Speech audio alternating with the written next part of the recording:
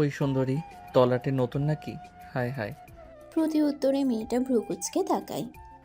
এমন রাগী মুড দিলে বুকে লাগে তো। এদিকে আসো। কেন এদিকে আসতে হবে?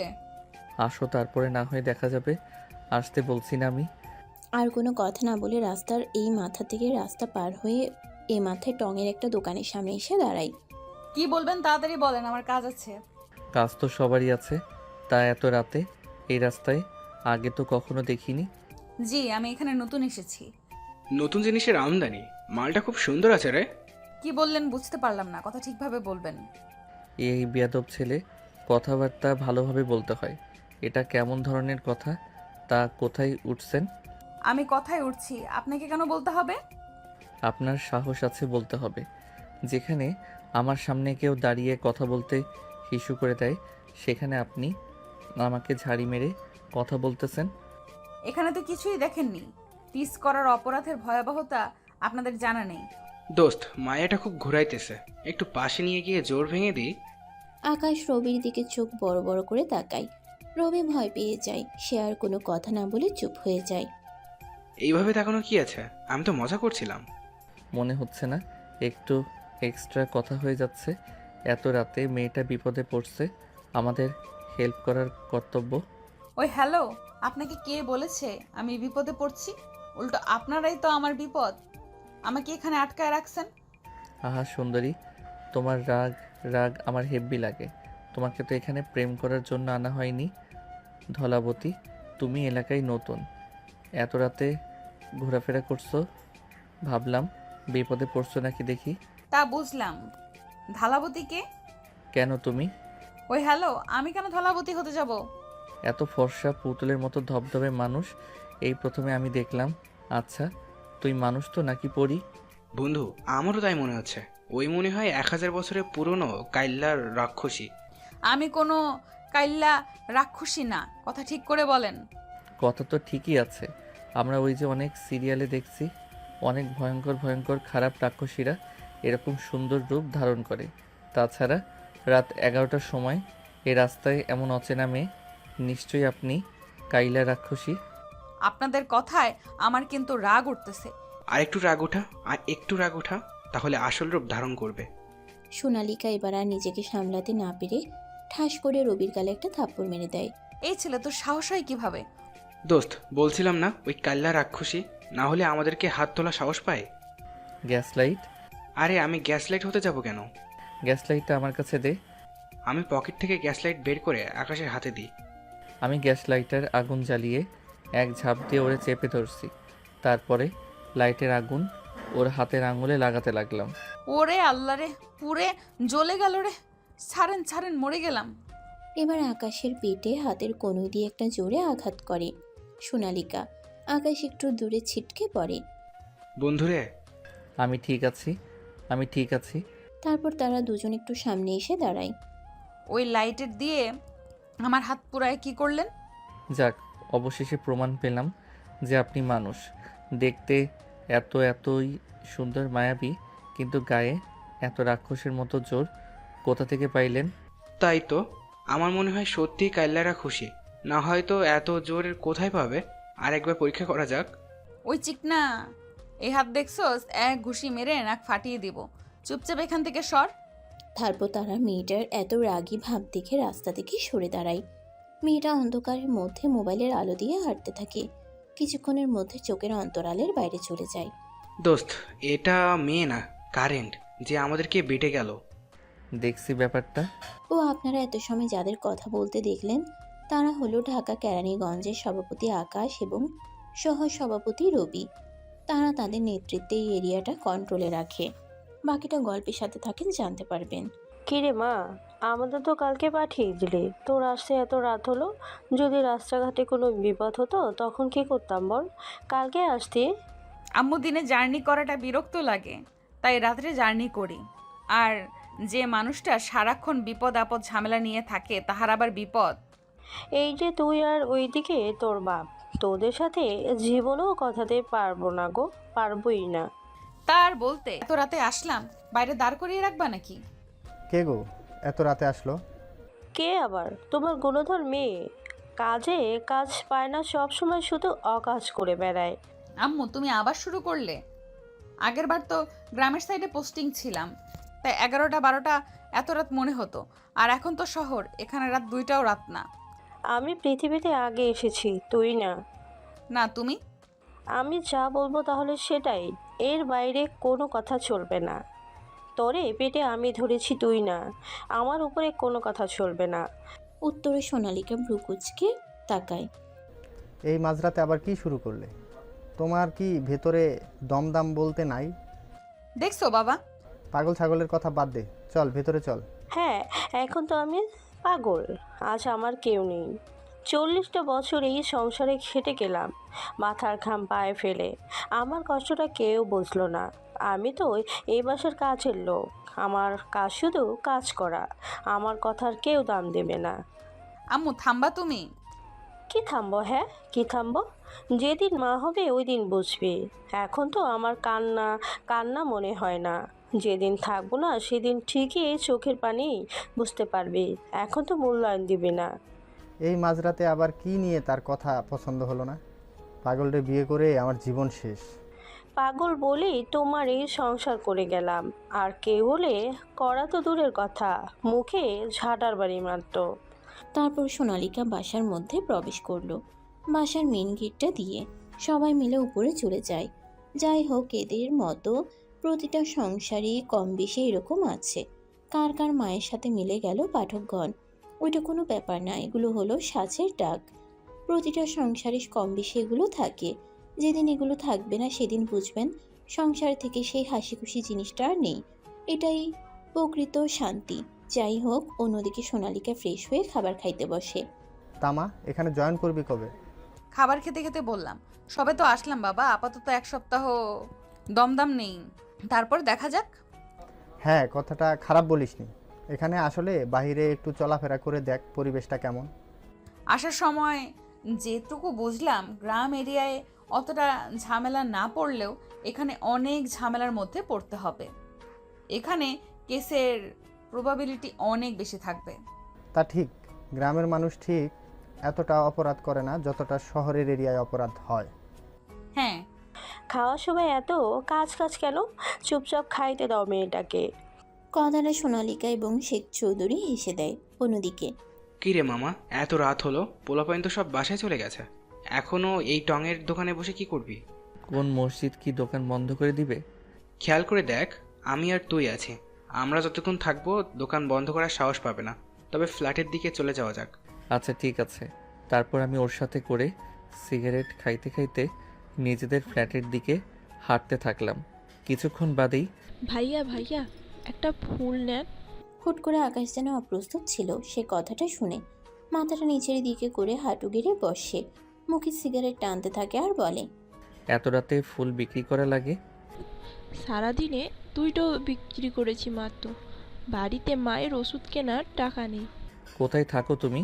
উত্তর পাশের বস্তিটাতে। ওখানে আমি না আর আমার একটা ছোট্ট বোন আছে। এই মেয়ে, তোমার বাবা কোথায়?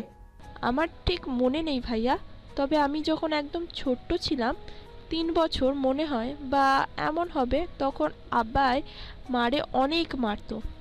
আম্মা গার্মেন্টস থেকে আসতো আর আব্বাই টাকা চাইতো। আম্মা না দিলে অনেক মারতো। তারপরে আমার একটা বোন যখন হয়, তখন আমি 2 নাম্বার শ্রেণীতে পড়ি। তখন আম্মা আমারে ছাইয়া চলে যায়। আম্মা 3 মাস অসুস্থ হইয়া বাড়িতে পড়ে আছে, ঘরে খাবার নেই। ছোট বোন অনেক কাঁদে, তাই ফুল বিক্রি করতে আসি আমি। তবে ভাইয়া আজকে একটাও বিক্রি করতে পারিনি। বুঝতে পারলাম। এই নাও, এখানে 10,000 টাকা আছে। সোজা গিয়ে তোমার আম্মার হাতে দিবা আর বলবা কেউ একজন তার জন্য পাঠিয়েছে। তাকে সুস্থ হয়ে তার 2টা মেয়েকে মানুষের মতো মানুষ করতে বলবা। তার মেয়েরা যেন ফুল বিক্রি না করে, মনে থাকবে? আচ্ছা ভাইয়া। ধরো, এখন আমি তোমাকে নিয়ে বিক্রি করে দিলাম, অথবা তোমার শরীরের বিভিন্ন অংশ বিক্রি করে দিলাম। তোমাকে এই বিপদ থেকে বাঁচাবে কে? কিছু করতে পারবে তুমি? তুমি যত বিপদেই হোক, যত কষ্টেই হোক, এত রাত্রে আর বেরোবে না, মনে থাকবে? যদি একটা খারাপ মানুষের হাতে পড়তে কি হতো? যদিও আমরা খারাপই। এমন আর হবে না। তুমি কি যেতে পারবা নাকি আগাই দিব? না ভাইয়া, আমি যেতে পারবো, সমস্যা হবে না। এই রিক্সা। রিক্সাটা কাছে আসতেই আরে আকাশ ভাই যে, আসসালামু আলাইকুম ভাই। আমি কি কোনো ভুল করেছি? প্লিজ আমাকে মাফ করে দেন। আমি আর জীবনেও রাতের বেলা রিক্সা নিয়ে বেরোবো না। আরে রবি, এই ছেলেটারে চিনিস তুই? আরে উত্তরপাড়া সিদ্দিকের ছেলে। কাছে আসো তুমি। ছেলেটা ভয়ে ভয়ে আমার কাছে আসলো। কিছু কথা বলি, শোনো মন দিয়ে। সিদ্দিক চাচা ভালো আছে? ভালো আছে ভাই, ভালো আছে। বুঝলাম। তুমি রাত্রে রিক্সা নিয়ে বেরোলে আমার কোনো সমস্যা নেই। এই যে বাচ্চাটা, তিনি উত্তরের বস্তিতে নিয়ে যাবি। তারপরে রিক্সাটা এক জায়গায় রেখে ওরে বাসার দরজার সামনে পর্যন্ত আগিয়ে দিয়ে আসবি। যদি কোনো রকম 1 ইঞ্চি ভুল হয়, হাতের রগ কেটে দেব। কি করব? হাতের রগ কেটে দিবেন ভাই? আমি কোনো ভুল করব না। যা ওরে নিয়ে। তারপরে রিক্সাওয়ালা মেয়েটাকে রিক্সায় নিয়ে নির্দিষ্ট গন্তব্যে রওনা দেয়। অন্যদিকে তুই জানিস না ঢাকা শহরের মানুষ কতটা মিথ্যাবাদী? টাকার জন্য এমন কি নাই যে তারা করতে পারে না। পা আছে, এমনভাবে পা বাঁধে মনে হয় প্রতিবন্ধী। তাই কথার মায়ায় পড়ে এতগুলো টাকা। এখন বর্তমান কত বাজে দেখছস? কেন, একটার একটু বেশি। সবারই তো জানের ভয় আছে, তাই না? এত রাতে একটা মানুষের খুব দরকার না পড়লে এগুলো করবে না। আমি ছোট বাচ্চার তো প্রশ্নই আসে না। বুঝতে পারছি, চল বাসার দিকে যাই। তারা গল্প করতে থাকে আর হাঁটতে থাকে। আচ্ছা, এত বড় ফ্ল্যাটে তুই একলা থাকিস, অথচ আঙ্কেল আন্টিরে গ্রামে রাখিস। ব্যাপারটা কেমন দেখায় না? দেখ, শুরু থেকে তোর আব্বু আম্মু রাজনীতির সাথে জড়িত, তারা এই ব্যাপারটা বোঝে, জানেন? কিন্তু আমার বাবা মায়ের ক্ষেত্রে ব্যাপারটা ভিন্ন। এই রাজনীতি কতটা খারাপ এবং ভয়ানক তুই অন্তত জানিস। তাই আমি কোনোভাবেই চাচ্ছি না এর মধ্যে আব্বা আম্মু আসুক। কথাটা খারাপ বলিসনি। আকাশের সাথে গল্প করতে করতে একটু আগাতেই আমি আমার বাড়িতে পৌঁছে যাই।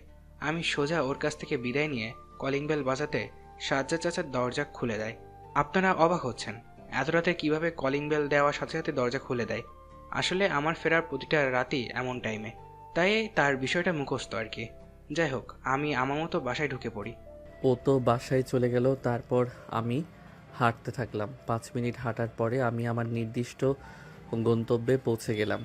এরপর আকাশ তার বাসায় গিয়ে ফ্রেশ হয়ে ঘুমিয়ে পড়ে। এখানে একা থাকায় সে আর নিজে রান্না করে খায় না, সবসময় বাইরে খাবার খাওয়া হয়।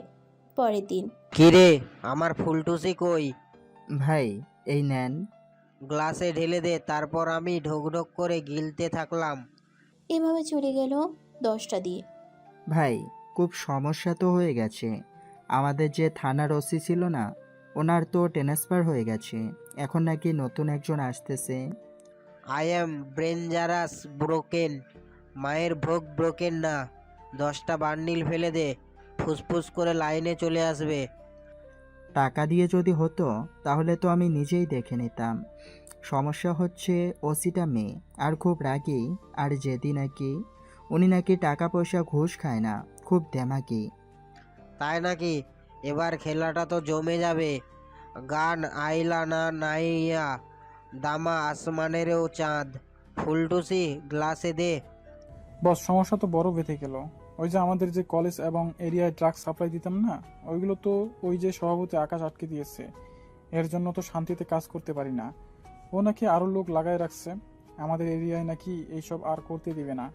কথাটা শুনে ডেঞ্জারাস ব্রোকেন হাতে থাকা মদের গ্লাসটা একটা আছাড় মেরে ভেঙে ফেলে। কেরানীগঞ্জ ওর বাপের জায়গা নাকি? ওর কথা মতোই সব হবে। ওরে তো দেখবো রে, খুব খারাপভাবে দেখে নেব। আগে এই নতুন ওসিটাকে হ্যান্ডেল করি, পরে ওর ব্যাপারটা দেখতেছি। কথাটা খারাপ বলেননি। যেদিন থেকে ওসিটা জয়েন করবে ওই দিনই আমি আপনাকে খবর দিব। আপনি চিন্তা করবেন না ভাই, আমার লোক লাগানো আছে। আচ্ছা ঠিক আছে। অন্যদিকে কি এত সকালে ডাকলে? আবার পোলাপাইন রেডি করতে বললি? পোলাপাইন কত আনছিস? ওই তো হবে 1-150। দক্ষিণের যে কমিউনিটি সেন্টারের পাশে যে জায়গাটা আছে না, ওই জায়গায় রফিক শালা কন্ট্রাক্টর 10 তলা বিল্ডিং করতেছে। চল, কাজ আছে। এই ব্যাপার, ওই চল সবাই। তারপর লোকজন নিয়ে নির্দিষ্ট জায়গার উদ্দেশ্যে রওনা দেয়। কিছুক্ষণ বাদেই তারা ওখানে পৌঁছে যায়। গিয়ে দেখতে পারে একটা চেয়ারে বসে পান খাচ্ছে আর হিসাব মিলাচ্ছে রফিক। আরে আকাশ ভাই, হুট করে আমার সাথে কে দেখা করতে আসছে? আপনার সাথে দেখা করে জীবনটাকে ধন্য মনে করতেছি ভাই। তা কি খাবেন? দেখেন এই কাজটা তো পেয়ে গেছি। বাব্বা ভালোই তো। তা কত টাকার প্রজেক্ট? আল্লাহ দিলে ভালোই। আমার আয়ত্তে যেটুকু পেয়েছি 10 তলা বিল্ডিংয়ের মধ্যে, তা বইয়ের 40 থেকে 50 হাজার কোটি টাকার প্রজেক্ট বলা যায়। কি বলেন রফির ভাই? 10 তলা একটা বিল্ডিং করতে তো প্রায় 1,20,30,000 কোটি টাকা লেগে যায়। কথাটা আপনি ঠিকই বলেছেন রবি ভাই, তবে সব পার্সেন্ট তো আমার না, আমার ভিতরে যতটুকু ওইটুকুই আর কি বলছি। কত টাকার মধ্যে কাজ করার প্ল্যান করছেন? দেখে শুনে কুমা, সিমেন্ট রড বালি ঠিকঠাক মতো কিনছেন তো? না ভাই, এসব করা যায় নাকি?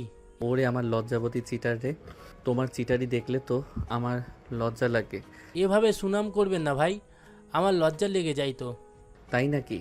তা ফটাফট বেশি না, আমাদের অংশের 5 কোটি রেখে দিয়েন। ক্যাশ দিবেন না ব্যাংক? এত টাকা তো আমার নিজেরই লাভ হবে না। কথা বললেই 1 কোটি করে বাড়বে, 6 কোটি।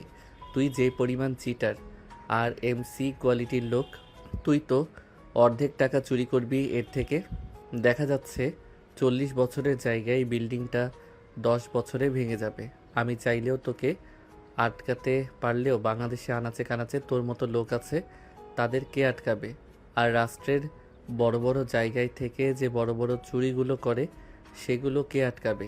দোস্ত, এত কম টাকা কেন দাবি করলি? ভাই আল্লাহর রাস্তায় কোনো কথা বললেন না, আপনার হাত দুইটা ধরেছি। 6 কোটি আমি পাঠিয়ে দেব। কবে দিবি? আজ রাতে ব্যাংকে গিয়ে ট্রান্সফার করে দিব।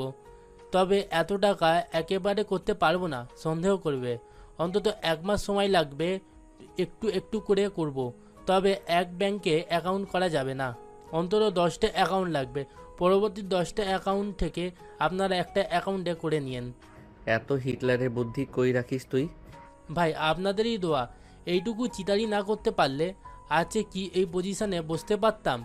আপনারা জানেন না, ভালো লোকের ভাত নয়, তাই তো চিটার। চুপ কর শালা টাকলা। এই রবি, তোমরা আমার ব্যাংক অ্যাকাউন্ট মিলে 10টা অ্যাকাউন্টের নাম্বার লিখে দে। তারপর আমি অ্যাকাউন্টগুলোর নাম্বার ওর কাছে লিখে দিলাম। ওর কাছে রাত 10টার মধ্যে যেন অ্যাকাউন্টে টাকা পাই, না হলে হাতে কি দেখছিস? ওই দাসা দিয়ে তোর বিচি কেটে নেওয়া হবে।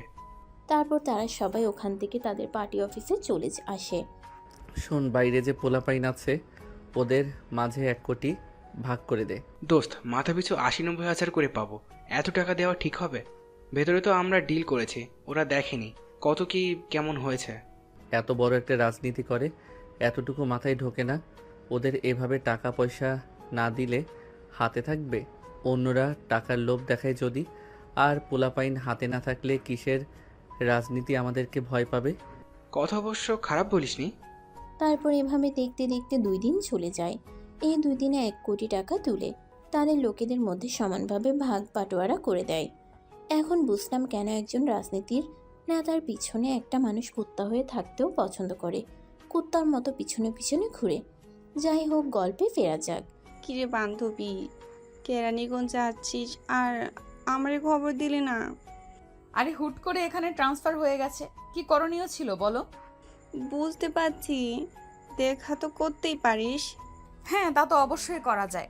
আমি তো এখন বাইরে আছি, জরা ব্রিজের সামনে যে মার্কেট আছে না, ওই জায়গায়। কি বলি তুই? আরে ওখান থেকে তো আমার বাসা 2 মিনিটের রাস্তা, তুই ওখানে দাঁড়া, আমি আসতেছি। তারপর আনিকার কোনো কথা না বলার সুযোগ দিয়ে কল কেটে দেয়। সোনালিকা ওখানে দাঁড়িয়ে কিছুক্ষণ অপেক্ষা করতে থাকে। এরই মাঝে সোনালিকা রে, কতদিন পরে দেখা, কেমন আছিস? বিয়ে করে তো জামাই পেয়ে ভুলেই গেলি। আরে ভুলি নাই, তোর মতো কেন যে জব করলাম না, এই বাচ্চা জামাই সামলাতে গিয়ে আমি নিজে পাগল হয়ে যাচ্ছি। কিন্তু তোর জীবনটা কত ভালো। জীবনটা কতটা রহস্যজনক, তাই না? আমি চাচ্ছি তোর মতো একটা নিরিবিলি জীবন, আর তুই চাচ্ছিস আমার মতোই ঝামেলা জীবন। হায় রে হায়। যাই হোক, কেমন আছিস? তখনই পাশ দিয়ে রবি আর আকাশ যাইতেছিল। বাইক চালাচ্ছিল রবি। হুট করেই রবি ব্রেক মারে। এই যাওরা, এইভাবে ব্রেক মারলি কেন? ডানে তাকিয়ে দেখ, ওই দিনের রাত্রের ওই মেয়েটা। আকাশ ডান দিকে তাকাতে রাস্তার বিপরীতে হাসি মুখে কথা বলতে থাকে। মেয়েটাকে দেখে খানিকের জন্য যেন জগৎ ছেড়ে অন্য জগতে চলে গেছে। সাদা 3 পিস, তার উপরে সাদা কালারের স্কার্ফ দিয়ে হিজাব করা। ড্রেসটা অনেকটা ইউনিক টাইপের, দেখে বোঝা যাচ্ছে বাইরের দেশ থেকে অর্ডার দিয়ে আনা।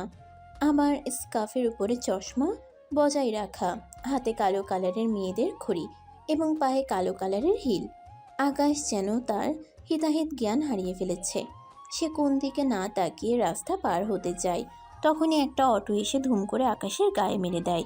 আকাশ খানিকটা ধূপ করে ছিটকে পড়ে। আকাশের বাম হাতটা অনেকটা কেটে গেছে, টপ টপ করে রক্ত পড়তেছে। কপাল এবং ঠোঁটটাও হালকা কেটে গেছে। সে যেন ব্যথা অনুভব করতে পারতেছে না। সে যে একটু আগে এত বড় একটা অ্যাক্সিডেন্ট করছে তার যেন সেদিকে খেয়ালই নেই। সে আবার উঠে দাঁড়ায় এবং পাশে থাকা রবি চিৎকার করে, আকাশকে ধরতে আসে। অবিশ্বাস্য ব্যাপার, রবি ধরার আগে আকাশ উঠে দাঁড়ায়। এত সব ঘটনায় সোনালিকা এবং তার বান্ধবী দৃষ্টিও এদিকে ঘুরে গেছে। তারাও তাড়াহুড়ো করে কাছে আসে কি হয়েছে দেখার জন্য। তখনই আকাশ নিজের মতো বিড়বিড় করে জোরে বলতে থাকে, হে অপুরুষী রূপময় সুন্দরী, সৃষ্টির সেরা সৃষ্টি কি তুমি? একটা মানুষ কি করে এতটা সুন্দর হতে পারে? কিভাবে হতে পারে একটা মানুষ কিভাবে এতটা সুন্দর? হায়, তোমার ওই দৃষ্টি আমার দিকে যেন তীরের মতো লাগে। তুমি কি আসলে এতটা সুন্দর, নাকি আমি ঘুমিয়ে স্বপ্ন দেখতেছি?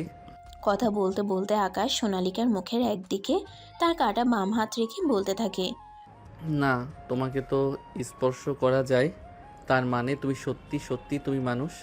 তবে আমার বিশ্বাস করতে কষ্ট হয়, তুমি কি কোনো পরী বা জিন যে রূপ ধরে আছো? এতটা সুন্দর তুমি কি করে? ওই ছেলে কি বলছো? তোমার মাথা ঠিক আছে? ওর হাত দিয়ে রক্ত বেরোচ্ছে, ডাক্তারের কাছে নিয়ে যান সবাই। দোস্ত, তোর হাতটা অনেক কেটে গেছে, অনেক ব্লিডিং হচ্ছে। তুমি কেন এত সুন্দর? তোমাকে মনে হয় আজীবন দেখে যাই, আমার চোখের পলক পড়ে না। তুমি কেন কেন এতটাই সুন্দর? মানসিক পাগলটাকে কেউ ধরেন, ধরে নিয়ে যান। কি বলতেছে সে নিজেই জানে না। এই রূপময়। তোর রূপময়ের খেতায় আগুন, বালের বাল, তাড়াতাড়ি চল। রবি তার হাত চেপে ধরে কাটা জায়গায়। তারপরে জোর করে আকাশকে রবি তার বাইকে উঠায়। রবি বাইক চালিয়ে হাসপাতালের দিকে রওনা দেয়। আকাশ অপলক দৃষ্টিতে সোনালিকার দিকে তাকিয়ে থাকে। কিছুক্ষণের মধ্যেই তারা হাসপাতালে পৌঁছে যায়। হাসপাতালে যাওয়ার পরে তাকে প্রাথমিক ট্রিটমেন্ট দিয়ে কিছু ওষুধ লিখে দেয়। অবশ্য তার হাতে 3টা সেলাই দেয়া লাগছে। অন্যদিকে, খিরে, তোর মুখে তো রক্ত লেগে আছে। কি বলবো বা করব দেখলি তো সবাই। আজ আমরা সুন্দর না বলে আমার পূর্বজাল পায়ও না। হ্যাঁ, রূপময় সুন্দরী। কুটনি, এক লাথি মারবো, থামবি? তুমি কি সত্যি মানুষ নাকি পরী নাকি পুলিশ? আমি তোমার রূপে মুগ্ধকর। আনিকার বাচ্চা, তোর পাছায় আগুন। সরি সরি, আর বলবো না। রাস্তাঘাটে এইসব বলদগুলো কই থেকে আসে আল্লাহ জানে, তবে ছেলেটা কেমন যেন চেনা চেনা মনে হচ্ছে আগেও কোথাও যেন দেখেছি। আবার স্বপ্ন দেখিসনি তো? আরে না, আর কাজ পাইলাম না, খেয়ে দে। চল সামনের দিকে যাই, মুখ ধুতে হবে। তোর মুখে রক্তর দাগ লেগে আছে। আজ অনেকদিন পর দেখা, একটা ট্রিট দি তোরে। ঠিক আছে, ট্রিট তো আমার দেওয়ার কথা। চাকরি পাইলে সবাই বড়লোক হয়ে যায়। কলেজ লাইফে একজনকে ট্রিট দেওয়ার ভয়ে পালাতাম, খাবার খেয়ে টুক করে কেটে পড়তাম। কিন্তু এখন দেখ, ট্রিট দেওয়ার মতো সামর্থ্য সবারই আছে, কিন্তু আগের মতো সেই মজাটা নেই। হ্যাঁ রে, ঠিক বলছো, সময় পরিবর্তনশীল। ওই দিনগুলোরে খুব মিস করি। তারপরে তারা গল্প করতে করতে ফ্রেশ হয়ে একটা রেস্টুরেন্টে বসে কিছু খাবার খেয়ে আড্ডা দিতে থাকে। অনেকদিন পর এক বান্ধবী অন্য বান্ধবীকে পেয়েছে। ঘটনাটা যাদের সাথে ঘটে শুধু তারাই বুঝতে পারে। অন্যদিকে, কি রে, তোর মাথায় কি সত্যি কোনো সমস্যা হয়েছে? উত্তরে চুপ। চুপ করে আসিস কেন, বল। কি বলবো বল? ওরে দেখার পরে আমি সত্যি পাগল হয়ে গেছি। আমার মাথায় সমস্যা হয়ে গেছে। আমি কি করব? একটা মানুষ কিভাবে এতটা সুন্দর হতে পারে? বাবা, লাভ অ্যাট ফার্স্ট সাইট এটাকে হয়তো বলে। আজকে নিজের চোখে না দেখলে বুঝতামই না। জানি না রে, ওর মুখ আমার চোখের সামনে ভেসে আছে। ওরে আমার লাগবে, খুব করে লাগবে। এইটা কোনো ব্যাপার হলো? এতদিন পরে একটা মেয়েকে আমার বন্ধুর ভালো লাগছে। চিন্তা করিস না, যেভাবে হোক আমি দেখছি। খুব তাড়াতাড়ি ছেলে পেলে লাগায় দে খুঁজতে। আমার আজকের মধ্যেই ওকে চাই, চাই চাই চাই মানে চাই। একটু ঠান্ডা হ। ওই মেয়ের কি কোনো পিক আছে? থাকলে ছেলেপেলের কাছে দিলেই ওরা খুঁজে দিত। আমাদের এরিয়া যেহেতু, পেতে আর কত সময় লাগবে? আমি এত সব কথা জানি না, আমি শুধু একটা কথাই জানি। বুঝতে পারছি তুই কী জিনিস। দোষ, তেমন অস্থির হইস না, তোর শরীর কিন্তু অনেকটা অসুস্থ। যেখানে ওকে দেখলাম ওরা আশেপাশে সিসিটিভি ক্যামেরা কালেক্ট করতে বলো, তারপর খোঁজ লাগা। ভালো বুদ্ধি দিয়েছিস তুই। আচ্ছা, দেখতেছি। তারপরে কথা মতো রবি তার কাজগুলো করতে থাকে। সিসিটিভি ফুটেজ কালেক্ট করে তার নিজেদের লোকের কাছে দিয়ে খুঁজতে লাগিয়ে দেয়। দেখতে দেখতে 2টা দিন চলে যায়, কিন্তু এখনও ফলাফল শূন্য। কেউ কোথাও এই মেয়েটাকে খুঁজে পায়নি। নাম আমার আন্টার্কটিকা, তাই বলে আন্ডারপ্যান্ট মনে করে ভুল ভাবিস না। আমি কিন্তু আন্ডারওয়ার্ল্ডের কিং। ওই আকাশের সাহস হয় কিভাবে এখানে আমাদের চাঁদা আটকে দেওয়া? ওরে তো আমি আন্ডার প্যান্টের মধ্য দিয়ে রাখবো, যাতে একটু হিট হয়। বস, ও কিন্তু খুব ঝামেলা করছে। এমনিতেই আমাদের স্কুল কলেজে মাদক ব্যবসার অবস্থা একেবারে লাঠি তুলে দিচ্ছে। এখন আগের মতো ওপেনলি দিতে পারি না, চুরি করে পরে অল্প একটু ঢুকাতে পারি ঢাকার মধ্যে, তাও তো ধরা পড়ে যায় বেশিরভাগ। ওরে আটকান, না হয় কিন্তু আমরা এখানে থাকতে পারবো না। লোক আমারে খারাপ বললেও আমি কিন্তু বড় একটা নামকরা জাউরা। আমার সাথে শত্রুতা করে ভালো করে নেই। ওরে তো আমি রক্তবিহীন কিস দিব। এইটা আবার কি বস? এটাকে বলে রোমান্স, আমার স্পেশাল রোমান্স। ওর বাড়ির লোক কে কে আছে? ওর বাড়ির লোক দিয়ে কি করবেন? বড় কাউকে শিক্ষা দিতে গেলে কখনো সরাসরি তাকে ধরতে হয় না। প্রত্যেকটা মানুষই দুর্বল তার ফ্যামিলিতে। ফ্যামিলি ধরলে পই পই করে সোজা হয়ে যাবে রাস্তায়। ও আচ্ছা, এই জন্যই কখনো ওর পরিবারকে আমরা দেখি নাই বা শুনতে পাইনি যে ওর পরিবার আছে। আসলেই অনেক চালাক। চালাক যদি না হয় এত বড় একটা নামকরা গ্যাং চালাতে পারে? কথাটা একদম ঠিক কথা বলেছেন বস। ওর যেহেতু পরিবার নেই, তাহলে সোজাসুজি ওর উপর অ্যাটাক করতে হবে। আরে, ওর সাথে ওর চেলা রবি আগের কাজ করত। আস্তে আস্তে ওরে বন্ধুর জায়গা দিয়ে দিছি। ওই রবি জীবন থাকতে ওর উপর অ্যাটাক হতে দেবে না। আরও তো পোলাপাইন আছে, আর না বলি। তা তো বুঝলাম, ওরা তো আর জানবে না। হুট করে এমন এটাকে মরতে হবে যাতে সে সরে যাওয়ার জায়গা না পায়।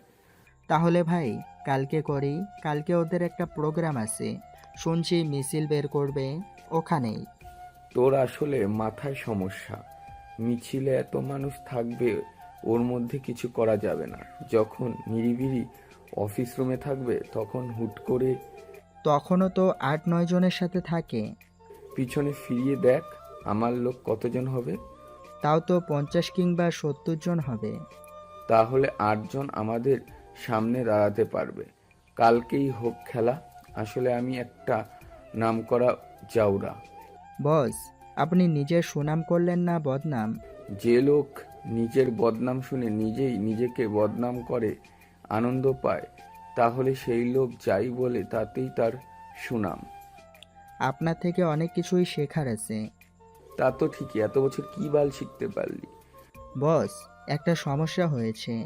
এত বড় মারামারি হবে, আগের ওসি থাকলে কিছু টাকা পয়সা দিয়ে সেটিং করতে পারতাম। কিন্তু কালকে তো যতটুকু আমার কাছে খবর আছে, ওই বলেছিলাম না ওই মহিলা ওসি জয়েন করবে। মাইয়া মানুষের কাজ রান্না বান্না করা, এইসব দেখলে তারা ভয় পাবে, কিছু করতে পারবে না। বাদ দে তো। তাহলে আমি এদেরকে নিয়ে সব কিছু প্ল্যানিং করে ফেলি। সব কিছু প্ল্যান করে আমাকে জানা, তারপর যেখানে যেখানে ভুল আছে আমি এগুলো ঠিক করে সাজিয়ে দিচ্ছি। তারপরে তাদের মতো তারা কাজ করতে থাকে। কিরে, মেয়েটার কি খুঁজে পাইছিস? না রে, অনেক খুঁজেছি, পাইনি তো। তোরা বাল একটা কাজেরও না। একটা মেয়ে কি হাওয়া হয়ে যাবে যে তারে খুঁজে পাবি না? আরে খুঁজছি তো, পেয়ে যাব, আর একটু সময় দে। আচ্ছা, কালকে মিছিলের কি করবি? আমার মন মেজাজ ভালো না, তোরা গিয়ে মিছিলটা করে আয়। তুই না গেলে তো হবে না।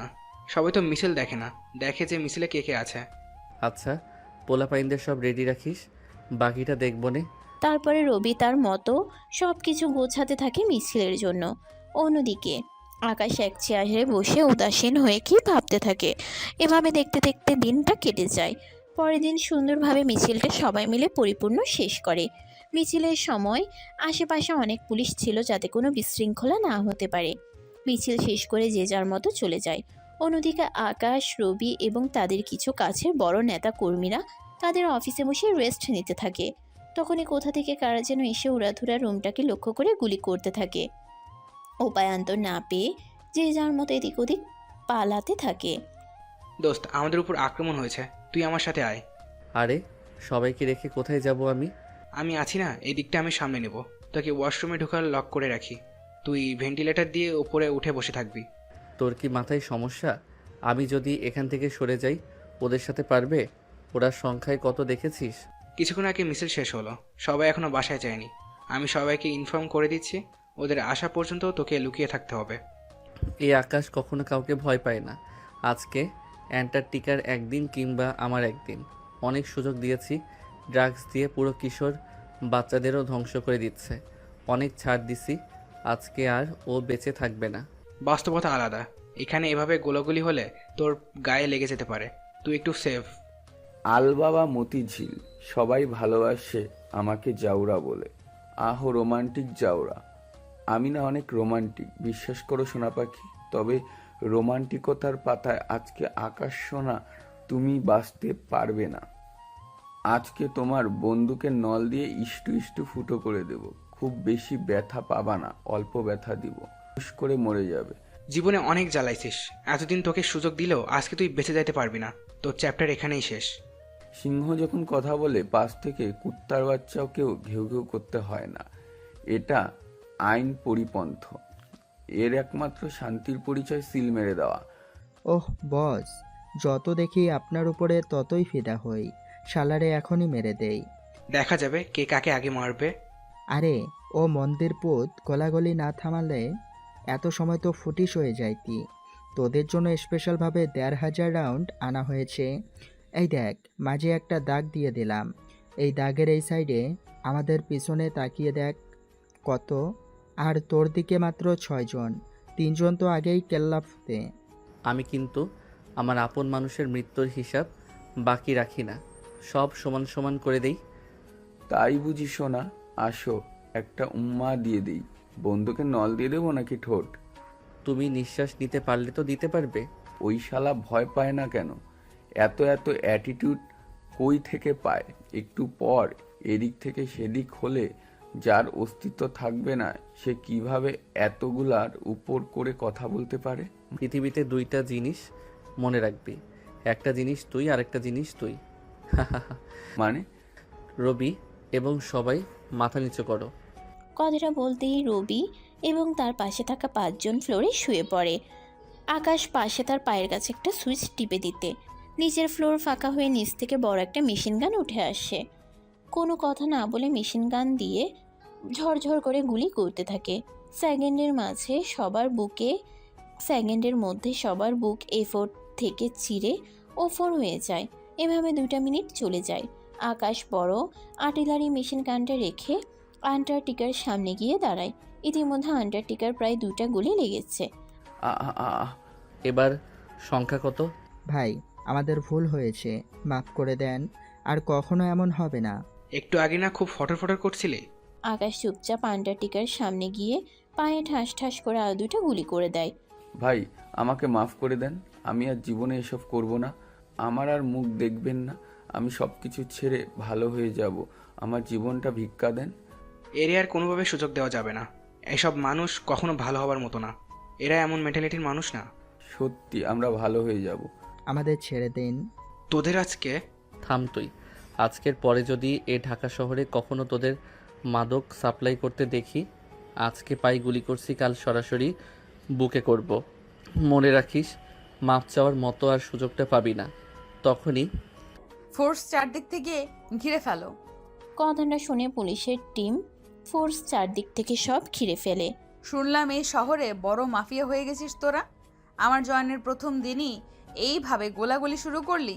এই রে, তোরা করছিস কেন? তোরা করছিস কি? এতগুলো জীবন তোরা নিয়ে নিলি? তোরা কি নমরুদ নাকি? তোদের মায়া দয়া নেই? কিভাবে পারলি? এদেরও তো বাচ্চা আছে, মা আছে, সংসার আছে। তোদের হাড্ডি থেকে মাংস খুলে নিব আমি। দোস্ত সেই মেয়ে। কথাটা যেন আকাশের কানেই যাচ্ছে না। অবলোক দৃষ্টিতে সোনালিকার দিকে তাকিয়ে আছে। কিছু সেকেন্ড বাদে যে চোখের পলক ফেলতে হয় সেটাও যেন সে ভুলে গেছে। অপলক দৃষ্টিতে তাকিয়ে, ম্যাডাম, আমরা মারিনি। ম্যাডাম দেখেন আমার পায়ে কতগুলো গুলি করেছে। অন্যায় ভেবে কিভাবে আমাদের সবাইকে মেরে দিল। এটাই কি আমাদের দেশ? এমন স্বাধীনতাই কি আমরা চেয়েছি? কোথায় আইন ব্যবস্থা, কোথায় প্রশাসন? আহারে, কুত্তার লেজ কখনো সোজা হয় না, আর তোরা কখনো সোজা হবি না। ম্যাম, এরাই আক্রমণ করতে আসছিল, আমরা শুধু আত্মরক্ষা করেছি। হত্যা অপরাধী হত্যা, এর বাইরে কিছুই নেই। আত্মরক্ষা করতে গিয়ে এতগুলো মানুষ হয়ে যাবে। আপনারা পুলিশকে কল দিতেন। আমাদের কেন বাইরে থেকে কল দেওয়া শুনে আসতে হলো যে ম্যাডাম ভেতরে অনেক গুলাগুলি হচ্ছে? ম্যাডাম, বোঝার চেষ্টা করেন, বিষয়টা ভিন্ন। আরে এইটাই সেই ছেলেটা না? ওই দিন আমার সামনে অ্যাক্সিডেন্ট তুমি করেছিলে না? সে নির্লজ্জ বেয়াদবটা আজও কেমন ক্যাবলা কান্তের মতো তাকিয়ে আছে। এক থাপ্পড় দিয়ে দাঁত ফেলে দিব, দাঁত ভেঙে ফেলবো। প্রতি উত্তরে কোনো কথা না বলে আকাশ অপলক দৃষ্টিতে তাকিয়ে আছে।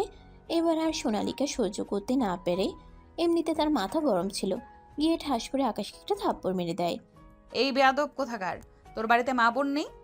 কথা শেষ নাই হতে আকাশ তার হাতটা দিয়ে তার মুখে হাত দিয়ে কপালে একটা চুমু এঁকে দেয়। এটা কি হলো? তুমি কি করে এতটা সুন্দর হতে পারো? হ্যাঁ প্রিয়সী, কি করে পারো তুমি এতটা মায়াবী হতে? কখনো কোনো মেয়ের প্রতি আমার বিন্দুমাত্র আগ্রহ জাগেনি, কিন্তু তুমি আমাকে কি বাঁধনে বাঁধিলে যে তোমার প্রাণে নাহি চোখ সরানো যায়। তোমার জন্য আজ কিঞ্চিত সময় কবি হতে ইচ্ছে করে। এতটা সুন্দর কেমন করে হে অপরূপসী রূপময় সুন্দরী বালিকা, দুর্দশা মায়াবী। আর কি বলে আমি তোমাকে সম্বোধন করব? কি বললে আমি আমার মন উজাড় করে তোমাকে সবটা বলতে পারবো? কি বললে, কি করে আমি আমার সব কথাগুলো তোমাকে শোনাতে পারবো? এই খুনি ছেলে, কথা ঠিক করে বলবি। তোর মতো কিশোর গ্যাংয়ের লিডাররা কখনো ভালো হতে পারে না। তোরা 1-2-তে মানুষ মারিস। ম্যাডাম, ও তো বেজন্মা, ওর জন্মের ঠিক নেই। পাড়ায় পাড়ায় টিপ মেরে ওরে জন্ম দিছে ওর মা, তাই মেয়েদের দেখলে এসব কথা বলে। কথাটা শুনে আকাশের যেন রক্ত মাথায় উঠে পড়ে। সে আর নিজের মধ্যে নিজেকে খুঁজে পায় না, এক হিংস্র বাঘে রূপান্তরিত হয়ে যায়। কোনো ছেলেই হয়তো তার সামনে তার মা বাবাকে নিয়ে এমন কথা বললে সহ্য করতে পারবে না। আকাশেও তার বেলায় একই রকম। আশেপাশে এতগুলো পুলিশ ফোর্স, তারপর আকাশ দৌড়ে গিয়ে ওর গলা টিপে ধরে, ধরে এসে ধরে ধরে দেওয়ালে চেপে ধরে। দেওয়ালে চাপতেই সাথে সাথে সব পুলিশ ফোর্স সবাই মিলে আকাশকে ছাড়ানোর চেষ্টা করে, তবে কিছুতেই কোনো কিছু হয় না। এভাবে 5টা মিনিট চলে যায়। এই 5 মিনিট সামনে থাকা ছেলেটা দুনিয়ার মায়া ত্যাগ করে চলে গেছে, তাও তার ডেড বডি ওভাবে চেপে ধরে আছে, আর হিংস্র বাঘের মতো গর্জন করতেছে আকাশ। হেই এই একটা সময় অবস্থা বেগতিক দেখে সোনালিকা আকাশের সামনে গিয়ে তার গলা চেপে ধরে এক ধাক্কা মারে। কিছুটা দূরে ছিটকে পড়ে আকাশ। তখনই আকাশ আবার ছুটে যাবে ওই মেয়েটাকে থাপ্পড় মারতে, হাত উপরে তোলে। এরপর যখন দেখে সোনালিকা হাতটা সে নামিয়ে ওই জায়গায় বসে পড়ে আর মা মা বলে চিৎকার করতে থাকে। মা, মা গো, ও মা। আকাশ, কথাটা বলেই দৌড়ে গিয়ে রবি আকাশকে জড়িয়ে ধরে। সময় নষ্ট না করে সোনালিকা সবাইকে হ্যান্ডকাপ পরিয়ে দেয়। তারপর সবাইকে নিয়ে যখনই বাইরে বেরোবে তখনই সোনালিকার ফোনে কল আসে। হ্যালো, তুমি কি সোনালিকা বলতেছো? এই থানার ওসি বর্তমান। জি, আমি সোনালিকা বলতেছি। আমি এএসপি প্রকাশ চৌধুরী। আশা করি আমাকে চিনতে পারছো। Yes sir. হ্যাঁ, আপনাকে কেন চিনব না? কোনো কি সমস্যা হয়েছে? আমি কি কোনো ভুল করেছি স্যার? দয়া করে আমাকে জানাবেন। তুমি কোন অর্ডারে NS/2 রোডে তুমি রেড করছো? তোমাকে কি উপর থেকে পারমিশন দেওয়া হয়েছে? আসলে স্যার, এখানে প্রচুর পরিমাণে গোলাগুলি হচ্ছিল। আশপাশ থেকে সাধারণ জনগণ বারবার ফোন দিয়ে থানায় বলতেছিল যেখানে নাকি এই অবস্থায়, তাই আমরা এখানে এসেছি বিষয়টা পর্যবেক্ষণ এবং দেখতে, যাতে বড় কোনো দুর্ঘটনা হয়। ছোট মানুষ, এত বোঝা ভালো না। গেটের বাইরে মিডিয়া অপেক্ষা করছে। অনেক কষ্টে তাদের আটকে রাখছে ভিতরে ঢোকা থেকে। বাইরে গিয়ে বলবেন 2টা গ্রুপের মধ্যে সামান্য গোলাগুলি হয়েছে। দেশে সামান্য কিছু মানুষের ক্ষয়ক্ষতি হাতে পায়ে রয়েছে। খুব দ্রুত তারা সুস্থ হয়ে যাবে। এত বড় মিথ্যা বলতে পারবো না স্যার আমি। এখানে আরো অনেক 60-70 জনের উপরে ডেট, কিভাবে কি বলবো? তোমার মাথায় ঘিলু আছে? এটা যদি বাইরে জানাজানি হয়, প্রশাসনের উপরে কি পরিমাণে চাপ আসবে। দেশের বদনাম হবে, আইন শৃঙ্খলা বাহিনীর বদনাম হবে। যা হয়ে গেছে তা হয়ে গেছে। যা বলছি, যে অর্ডার করা হয়েছে তাই কর। বেশি পাকনামো করা ভালো না। এক কথা যেন এদিক ওদিক না হয়। This is my order. কথাটা বলে এএসপি ফোন কেটে দেয়। বাধ্য হয়ে ইচ্ছা থাকা না সত্ত্বেও সোনালিকা বাইরে গিয়ে যেমন বলছে মিডিয়ার কাছে ঠিক তেমনই ঘটনা উপস্থাপিত করছে সোনালিকা। তার বিবেক হাজারবার বাধা দিচ্ছিল, হাজারটা গিল্টি ফিল হচ্ছিল, তারপরও উপর থেকে অর্ডার, তার কিছু করার নেই। সে চুপচাপ জায়গাটা সিল করে দেয়, সাধারণ মানুষের প্রবেশ নিষেধ। সে তারপরে তার পুলিশ অফিসারদের লাশগুলো গোপনে সরিয়ে ফেলার পারমিশন দিয়ে চুপচাপ আকাশ এবং তার কিছু লোক এবং যাদের গ্রেফতার করছে সবাইকে পুলিশ ভ্যান গাড়িতে তুলে থানায় নিয়ে চলে যায়। এভাবে চলে যায় কিছুক্ষণ। দেখতে দেখতে ওই দিন রাত চলে যায়। পরের দিন এ কি কারা দেখছি মুই আপনি এখানে? প্রতি উত্তরে নিশ্চুপ। কি হলো, কথা বলেন না কেন ভাই? নতুন ওসি আসার পরে কি আপনার পাওয়ার কাজে লাগেনি? এবার তো শুনছি একটা দুইটা না 50টার উপরে মার্ডার করছেন, গরম আন্ডা দিবে এবার। তুই আমারে চিনিস? ভালো করে চিনি। আমার সাথে এভাবে কথা বলার তোর ভিতর থেকে সাহস হচ্ছে? আরে ভাই রাগ করেন কেন, আমি তো মজা করছি। তাই বুঝি? তোদের ম্যাডাম কখন আসবে? কেন, তার ডিউটি টাইম 9টার দিকে। ও আচ্ছা। ভাই কিছু লাগলে বলবেন। ফোন আছে না, ফোন দে। এখন আবার ফোন দিয়ে কি করবি? কেন, বউ নিয়ে বাসর করব? তাহলে তোর কি মনে হয় এখন কি করতে পারি? ভাই এই যে ফোন নেন। আকাশ ফোনটা হাতে নিয়ে একটা নাম্বারে ডায়াল করে কল দেয়। কিছুক্ষণ কলটা বাজতে রিসিভ হয়। কে রে? আকাশ। গ্যাংস্টাররা আমার ফোনে কল করে, পাওয়া যায়? করে করে, হাতি গর্তে পড়লে না চাইতেও সব কিছু করতে হয়। তা হঠাৎ করে কি মনে করে?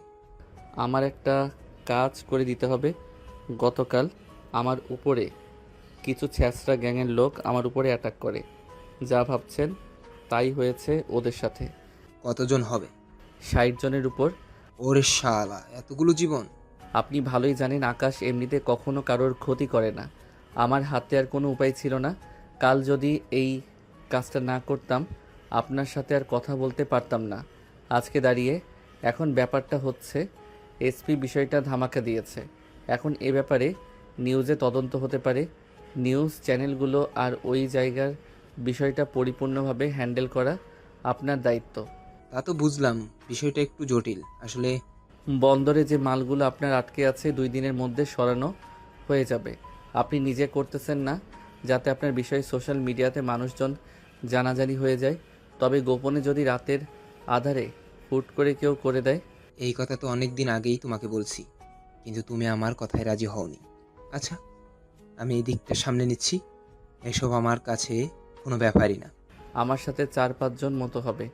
এদেরকে 2 ঘন্টার মধ্যে সারানোর ব্যবস্থা করো। আর আমাকে আপাতত কিছুদিন এখানে রেখে দাও, কোনোভাবে যেন আমাকে অন্য জায়গায় ট্রান্সফার বা চালান করা না হয়। সবাইকে বের করে দিতে বলতেছো, অথচ তুমি নিজে ইচ্ছা করে জেলেই থাকবে। ব্যাপারটা আমার কাছে কেমন লাগছে?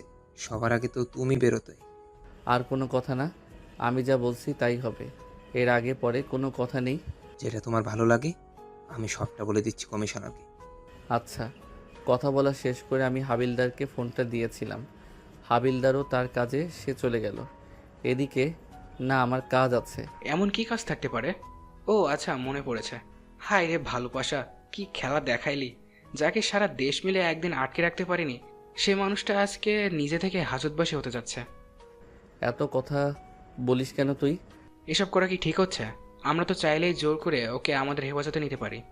পৃথিবীতে আর যাই হোক জোর করে কখনো মন, ভালোবাসা, মোহাম্মত হয় না। সেটাই তো দেখতেছি। গ্যাংস্টার আকাশও প্রেমে পড়লো শেষমেশ, তাও পুলিশের প্রেমে। তারপর এভাবে দেখতে দেখতে কিছুক্ষণ চলে যায়। হুট করে সাদা ধবধবে দুধের মতো চেহারা যুক্ত শরীরে পুলিশের ড্রেসে পরিহিত একটা মেয়ে চুপচাপ প্রবেশ করলো। আসসালামু আলাইকুম। Salute ma'am. কালকের ফাইলগুলো ঠিক আছে? জি ম্যাম, আপনার ডেস্কে রাখা আছে।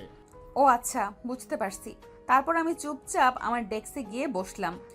টুপিটা টেবিলের উপরে রেখে কফিটা হাতে নিয়ে এক চুমুক দিয়ে ডানে ঘুরতেই দেখি কালকে ধরা আসামিগুলো আমার দিকে অপলক দৃষ্টিতে হা করে তাকিয়ে আছে।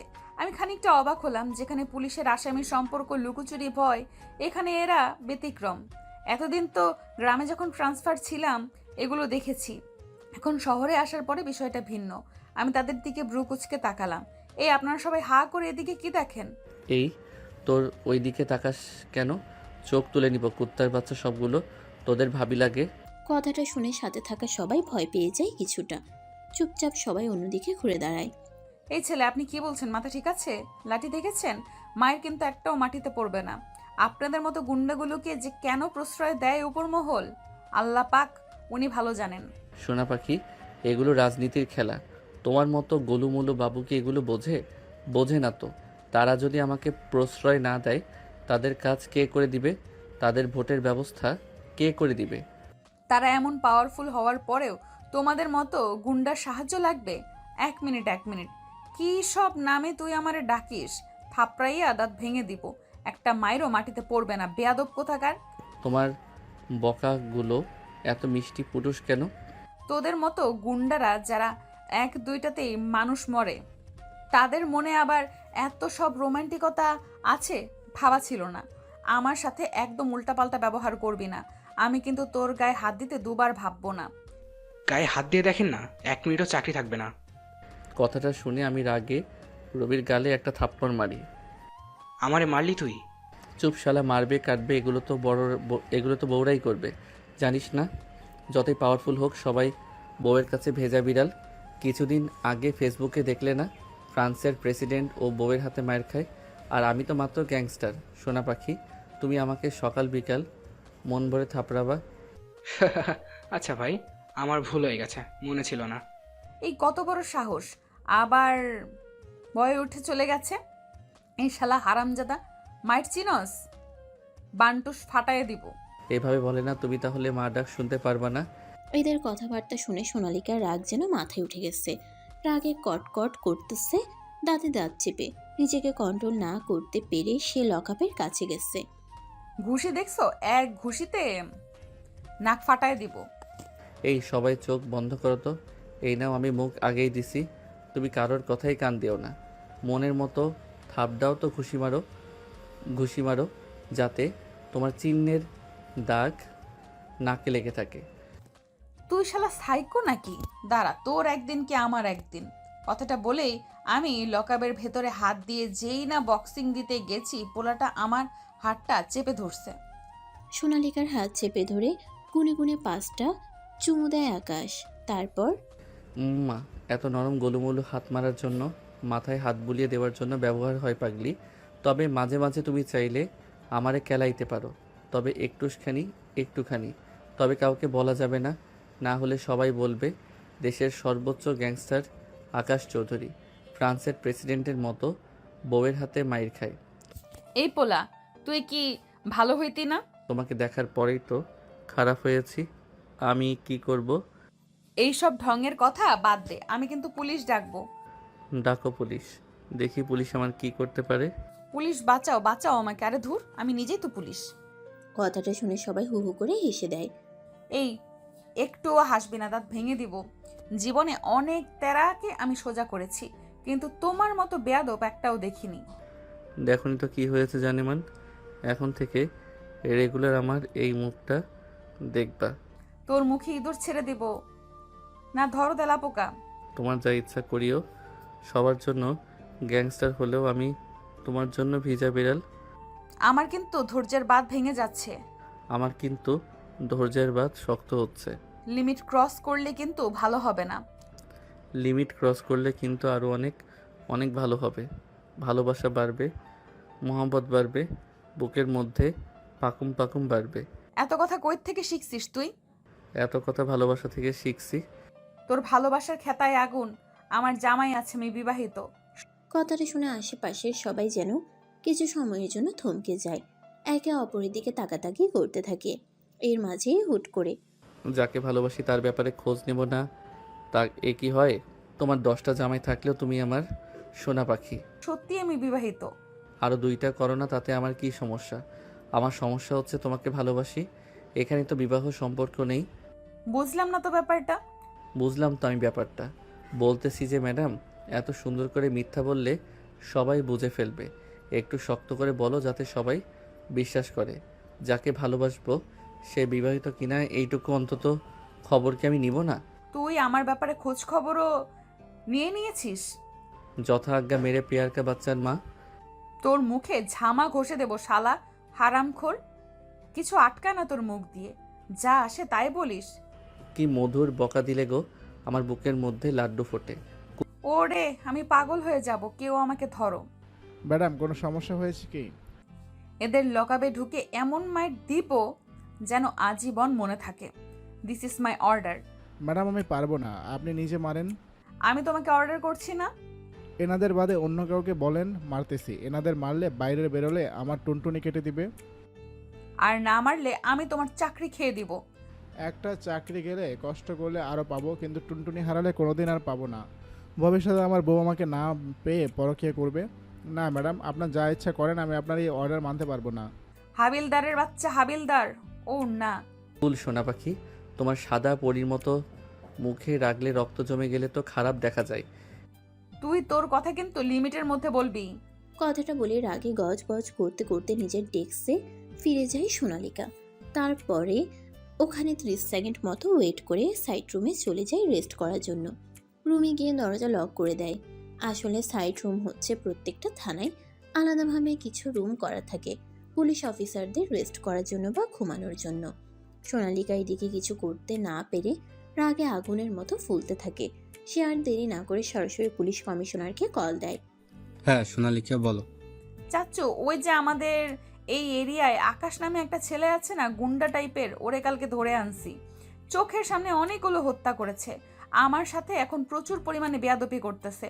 ওর বিরুদ্ধে কি কোনো ব্যবস্থা নেওয়া যায় না? আমার ধৈর্যের বাঁধ ভেঙে গেলে এমন মারবো, পা ভেঙে ফেলবো কিন্তু।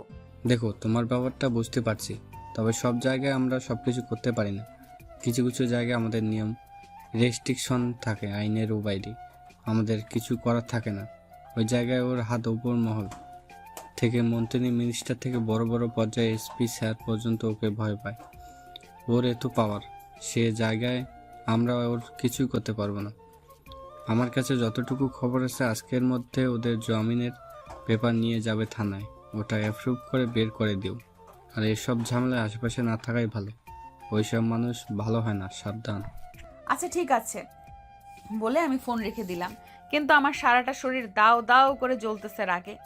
আমার চাকরির জীবনে কখনো এমন পরিস্থিতিতে আর পড়তে হয়নি, কিন্তু আজকে আমাকে যে পরিস্থিতিতে নামতে হয়েছে, ন্যূনতম সম্মানটুকু আমার নেই এখানে।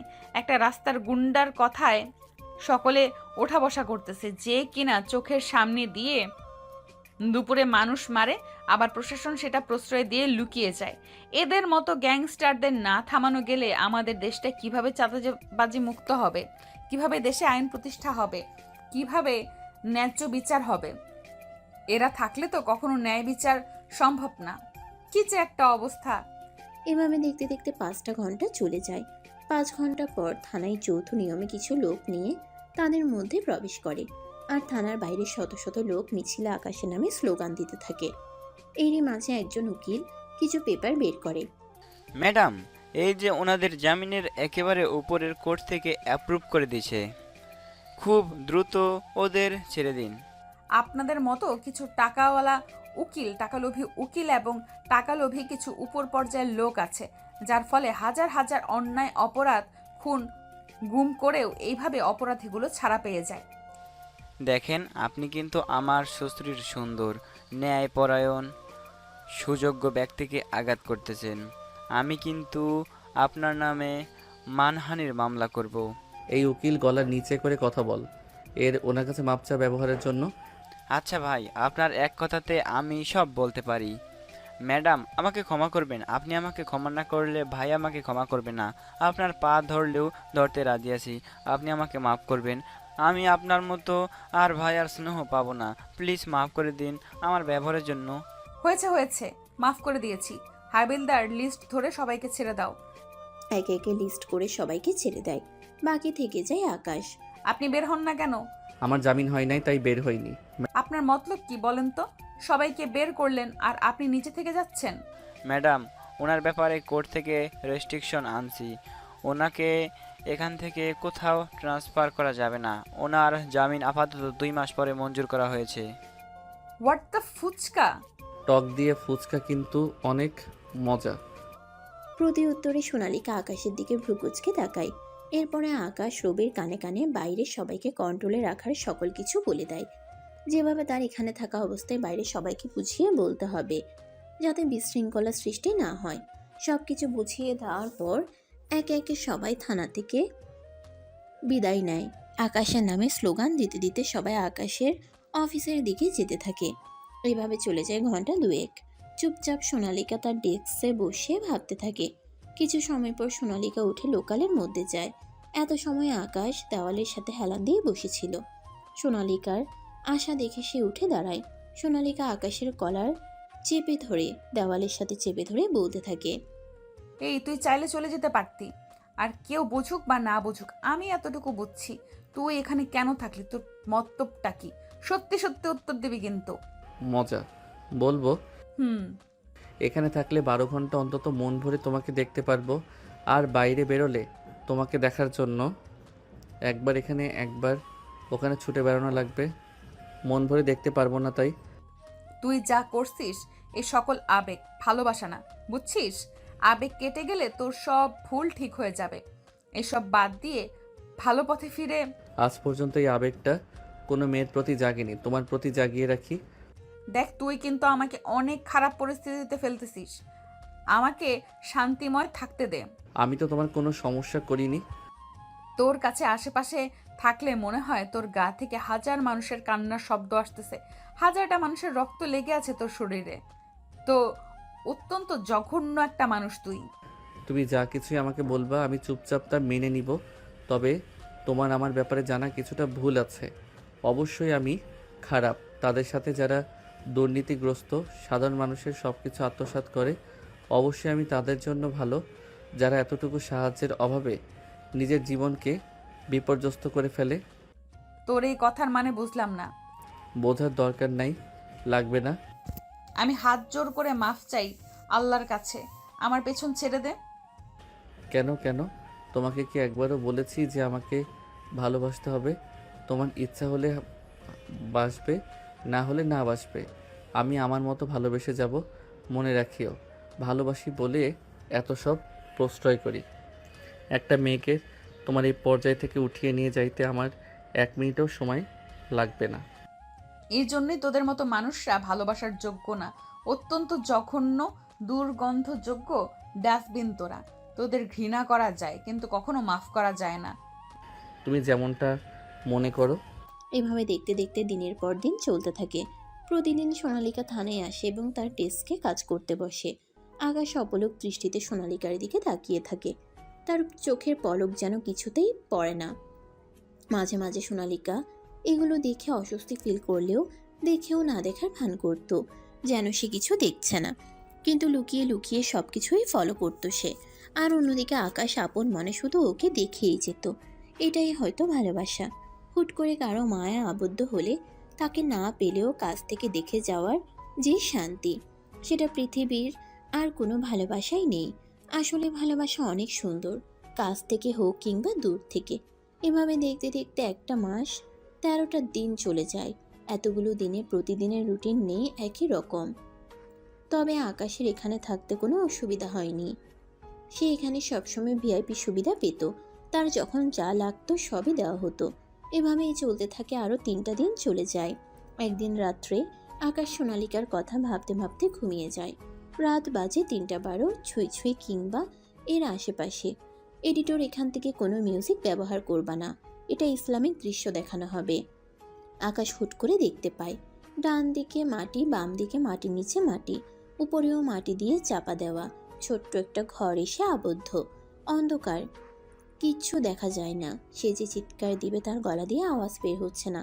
এরই মাঝে একটা খুব দীর্ঘ আলোর ঝলকানি দিয়ে তার চোখের দৃষ্টিতে। তখনই, তোমার রব কে? তোমার দিন কি? তোমার নবী কে? এগুলো কি? কেন আমি উত্তর দিব? দ্রুত উত্তর করো। কেউ একজন ছিল, আমি তার নাম শুনেছি, মনে করতে পারছি না। আমার দিন কি যেন? আমার কিছু মনে আসতেছে না। কথাটা বলার সাথে সাথে আকাশ বিকট একটা শব্দ শুনতে পায়। আর সেই আগ্নেয়গিরি লাভার থেকেও ভয়ানক আপনার মধ্যে ডুবে যেতে থাকে। তার যেন সারা শরীরের মাংস হাড্ডি সব গলে গলে পড়তে থাকে। বারবার চিৎকার করতে থাকে যাতে সে মারা যায়, কিন্তু শুধু কষ্টই পেতে থাকে। প্রতিবার একটু থেকে একটু বেশি, কিন্তু কম না। আজকে চিৎকার করে তোমার আর উপকার হবে না। প্রতি মসজিদে আজানে তোমাকে ডাকা হতো, তুমি কি শোনোনি? অন্যের প্রতি জুলুম করতে তোমার হাত পা কাঁপেনি? প্রতিনিয়ত অন্যায় করে গেছো, অন্যের হক মারতে বেহায়াপনা, যত ধরনের পাপ আছে তুমি করতে। তোমার কি স্মরণে আসেনি আল্লাহ ক্ষমতাশীল? যত অন্যায় করো না কেন তার কাছে মাপ চাও, সে মাফ করবে। মাফ করার জন্যই বসে আছেন তিনি। তিনি অত্যন্ত দয়াশীল। আজ যখন সময় শেষ, তোমার এই চিৎকার কোনো কাজে আসবে না। পৃথিবীর জীবনটা একটা সময় শেষ, কিন্তু এটা তো অনন্তকাল, যার কোনো শেষ নেই।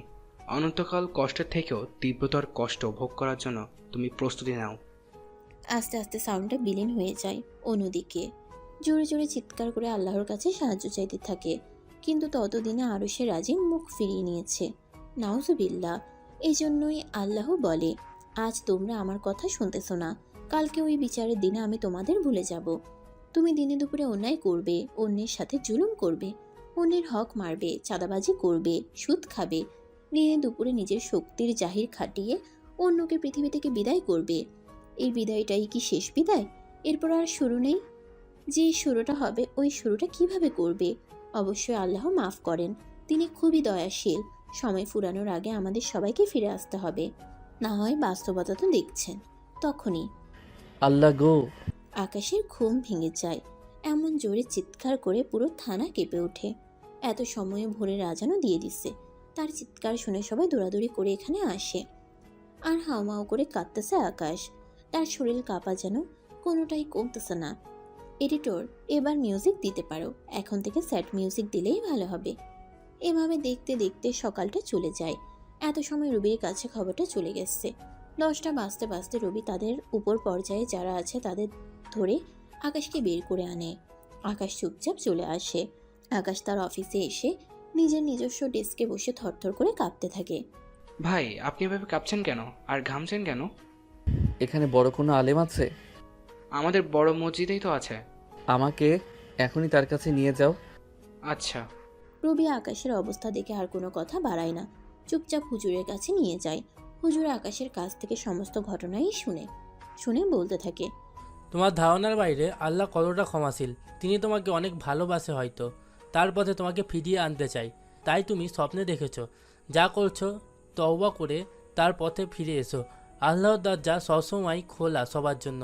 আল্লাহ কখন কাউকে হেদায়েত দিয়ে দেয় তার কাছে আনতে তিনি ভালো জানেন। কথাগুলো শুনে আকাশ হুজুরের কাছ থেকে চলে আসে বাড়িতে। সে আল্লাহর কাছে কান্নাকাটি করে মাফ চাইতে থাকে। আর এখন তার এক ওয়াক্ত খাইতে ভুলে যাচ্ছে, কিন্তু নামাজ পড়তে ভুলে যাচ্ছে না। এভাবে চলতে থাকে দিন। অন্যদিকে কী ব্যাপার ম্যাম, আপনি 2 দিন অ্যাবসেন্ট, মাঝে মাঝে তো অনেক কিছু হয়ে গেছে। এসপি স্যার এসে তো ওই আকাশ নামক ছেলেটাকে ছেড়ে দিছে। যাক বাবা, আপদ বিদায় হয়েছে, শান্তিতে বাঁচা গেল। এভাবে দেখতে দেখতে 3টা মাস চলে যায়। এই 3 মাসে সোনালিকা আকাশকে খুব করে মিস করতে থাকে। প্রতিনিয়ত আকাশের দুষ্টুমিগুলো তার মনে পড়তে থাকে। এর আগে কেউ কখনো তার সাথে এমন দুষ্টুমি করেনি। এবার নিজ থেকেই সোনালিকা আকাশকে খুঁজতে থাকে, কিন্তু আকাশের আগের অফিস বন্ধ করে দেওয়া। কোথাও যেন শহরে তার কোনো অস্তিত্ব নেই। একদিন হুট করে টিভিতে বড় করে প্রেস মিটিং হয়। ব্রেকিং নিউজ, আন্তর্জাতিক বিখ্যাত গ্যাংস্টার আকাশ চৌধুরী, আজ থেকে তিনি নাকি সকল গ্যাংস্টার জগৎ থেকে সরে যাচ্ছে। তার সাথে আমরা সরাসরি লাইভে চলে যাচ্ছি, তিনি লাইভ করছে। আসসালামু আলাইকুম। আশা করি সবাই ভালো আছেন। অনেকে আমার উপর আক্ষেপ খুব নিয়ে আছেন, আবার অনেকেই আমাকে খুব ভালোবাসেন। আমি কখনো বলবো না আমি ভালো। আমি খুব করে খারাপ এবং জঘন্য একজন মানুষ। আমার জন্য দোয়া করবেন, আমি যেন ভালো হতে পারি। আমি আমার জীবনে আপনাদের সাথে নিজের ইচ্ছায় অনিচ্ছাকৃতভাবে যদি কোনো অন্যায় করি, পাপ করি, তার জন্য আমি ক্ষমা প্রার্থী। আমি হাত জোর করে আপনাদের কাছে মাফ চাচ্ছি। আমাকে আপনারা মাফ করে দিবেন। যদি আমি অসহায় মানুষের জন্য লড়ে যেতাম, একজনের উপকার করতে গিয়ে অন্যজনের ইচ্ছাকৃত বা অনিচ্ছাকৃত ক্ষতি হতো।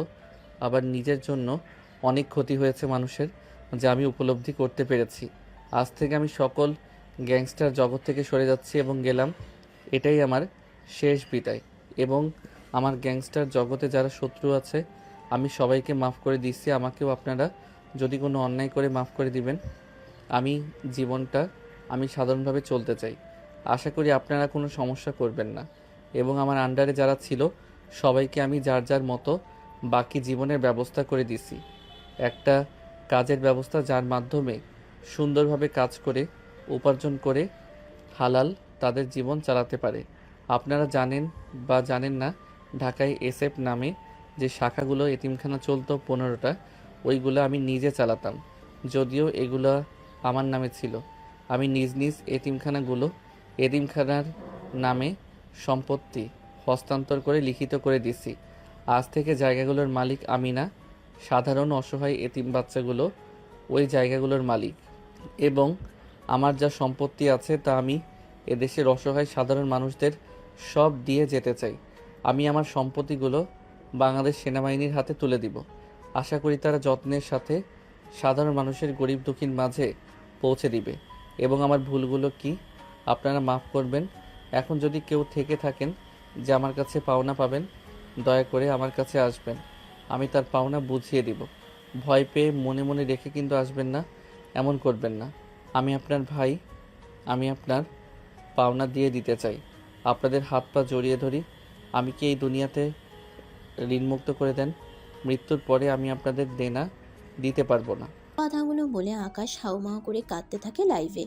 যতগুলো মানুষ লাইভ দেখতেছিল তাদের চোখের কোণাতে এক ফোঁটা অশ্রু যেন বয়ে যায়। এরই মাঝে আকাশ লাইভ শেষ করে দেয়। এখানে পরিসমাপ্তি ঘটে এক ভয়ানক গ্যাংস্টারের শুরুটা হিংস্রভাবে হলো, শেষটা চোখের পানি দিয়ে। এটাকেই বলে হেদায়েত। আল্লাহ যাকে হেদায়েত দান করে পৃথিবীর কোনো শক্তি সেটা আটকাতে পারে না। আল্লাহ যাকে হেদায়েত দিবে না, পৃথিবীর কোনো শক্তি তাকে সত্যের পথে আনতে পারবে না। তার কাছে কথাগুলো বিরক্তিকর মনে হবে, অথচ দিন শেষে তার মনে সকল ভিত্তিগুলো যদি খুলে যায়, সেই ভুলের জন্য অজরে কাঁদতে থাকবে। আল্লাহ আমাদের সবাইকে সত্যটা বোঝার তৌফিক দান করুক। অন্যদিকে লাইভ সোনালিকাও দেখতেছিল। তারও ভুল ধারণা আকাশের প্রতি কেটে যায়। এভাবে দেখতে দেখতে 2টা বছর চলে যায়। 2 বছর পর কিরে মা, আমাদের কই নিয়ে যাচ্ছিস? কোথাও না তো, আমরা তো ঘুরতে যাচ্ছি সাজেক। হুট করে সাজেক কেন? আমাদের তো বলবি, একটা গোছানোর ব্যাপার আছে। আরে গোছানো বাদ দাও তো, চলো না। কতগুলো বছর চলে গেল, কোথাও যাওয়া হয় না। তোর বাবা তো অফিস ছিল, তাকে আবার জোর করে আনার কি ছিল? আরে সারা জীবন টাকা টাকা করলেই হলো? জীবনে সুখ শান্তি ঘোরার একটা ব্যাপার আছে না? সামনে গাড়ি থামাও, ওই একটা খাবারের হোটেল মনে হচ্ছে, ওখানে কিছু খেয়ে নেই। তারপরে তারা সামনে গাড়িটা পার্কিং করে নেমে সবাই হোটেলের মধ্যে চলে যায়। তারপরে হাত ধুয়ে কালা ভুনা আর সাদা ভাত অর্ডার করে। কিছুক্ষণের মধ্যে অর্ডার চলে আসে। একজন এসে খাবার দিয়ে যায়। খাবার খেয়ে বিল দিতে গিয়ে সোনালিকার যেন চক্ষু চড়ক গাছ। আকাশ, তুমি এখানে? জানো তোমাকে আমি কত খুঁজেছি। এ কি অবস্থা, তোমার চুল বড়, দাড়ি রেখেছো? চুল বড় রাখার জন্য যা বাবরি চুল, আর দাড়ি তো একটা পুরুষের সৌন্দর্য। আর আপনি আমাকে কি জন্য খুঁজছেন? তোমাকে কি জন্য খুঁজছি বুঝছো না তুমি? আস্তাগফিরুল্লাহ, দয়া করে আমার সামনে থেকে সরে যান। আমি পরপুরুষ মেয়ের দিকে তাকাতে পারবো না। যে ছেলে আমাকে দেখার জন্য মাসের পর মাস জেলে পড়েছিল, আজকে সেই ছেলের বিরহে আমি পাগল। আর ওই ছেলে আমাকে সামনে দেখেও দেখতেছে না। দেখেন, আপনি যে ছেলেকে চিনতেন ওইটা আর বর্তমানে এটা সম্পূর্ণ ভিন্ন। যাই হোক, এখানে কি করো তুমি? সব কিছু ছেড়ে বাবা মাকে নিয়ে নিরিবিলি একটা জায়গায় চলে এসেছি, যেখানে আমাকে কেউ চেনে না। এই ছোট্ট হোটেলটা দিছি, সবাই এদিক দিয়ে যায়, মাঝে সাঝে খাই এখানে। আল্লাহর রহমতে ভালোই বেচাকেনা হয়। আমাদের রিজিকের ব্যবস্থা খুব ভালোই হয়। মা ঘরোয়াভাবে রান্না করে, আমি আর বাবার সাহায্য করি। আর একটা ছেলেকে রেখেছি, ও টুকিটাকি কাজ করে। ওর পরিবারও আমার মাধ্যমে আল্লাহ ডাল ভাতে রিজিকের ব্যবস্থা করে দিয়েছে। তা এখানে রেস্টুরেন্ট না দিয়ে ভালো জায়গায় দিতে পারতে। দেখেন, এটা রেস্টুরেন্ট না, এটা হোটেল। বড়লোকদের খাবার যেখানে বিক্রি হয় সেটা রেস্টুরেন্ট বলে, আর গরিবদের খাবার যেখানে বিক্রি হয় হোটেল। আমার হোটেলটা সাধারণ অসহায় মানুষের জন্য। তোমার এই পরিবর্তন আমার অনেক ভালো লাগে। আচ্ছা, আঙ্কেল আন্টি কোথায়? আম্মু আব্বু বাইরের দিকে। আব্বু আম্মু আসো, আমি যে আকাশের কথা বলতাম না, এটাই সেই। দেখো তো, বোঝার উপায় নেই। যে ছেলেটা এত সময় হাজার হাজার কোটি টাকার মালিক ছিল, আজকে তার এই সাধারণ জীবনযাপন সত্যি ভাববার বিষয়। আর সবার দ্বারা এসব হয় না। আম্মা আম্মা আমার। দেখো বাবা, কি মনে করবে জানি না, আমি আর দেরি করতে পারবো না। এই 2টা বছর আমার মেয়ের আমি আর্তনাদ দেখছি। কোনো ছেলের জন্য আমার মেয়ের বিয়ের জন্য আমি তোমার কাছে প্রস্তাব রাখছি। তুমি কি আমার মেয়েকে বিয়ে করবে? দেখেন, এসব ব্যাপারে আমি কিছু জানি না, আমার বাবা মা জানে। তারা হ্যাঁ বললে হ্যাঁ, না বললে না, এর বাইরে কিছুই না। আর তাছাড়া আমি কোনো পুলিশ মেয়েকে বিয়ে করতে পারবো না। বর্তমান পুলিশের হাত ধরে সব থেকে বেশি অন্যায়। আরে পাগল, আমার যেদিন তোমার লাইভ দেখেছি তার পরের দিনই আমি চাকরি ছেড়ে দিয়েছি। যে পোশাক নিয়েছিলাম মানুষের উপকার করতে, তার বদলে উপর মহলের প্রভাবে শুধু মানুষের উপকারের সাক্ষী হতে হচ্ছিল। চাইলেও কিছু করতে পারছিলাম না, তাই রাগে ক্ষোভে ঘৃণায় ছেড়ে দিয়েছি।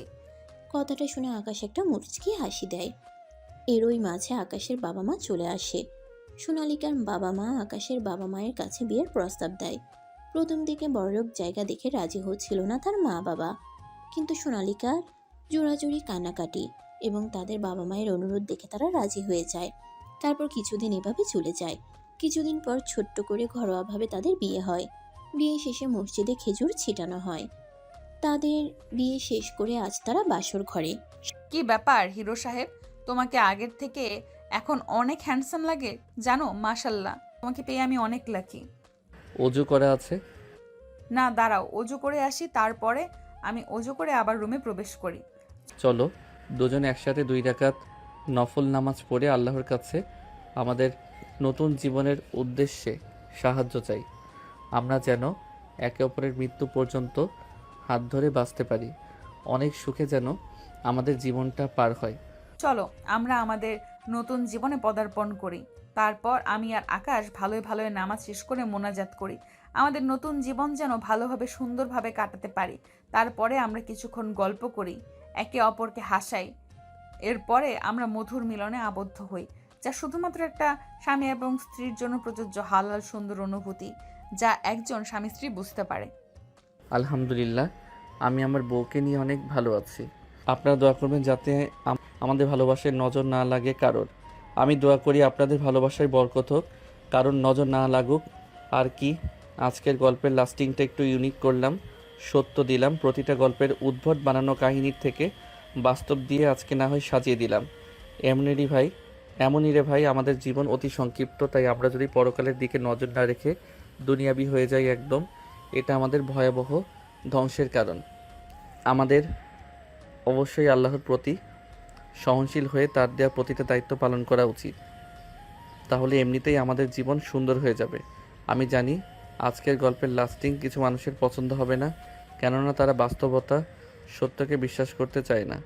এটা ঠিক ততদিন এগুলো বিশ্বাস করবে না যতদিন না এরা মারা যায়।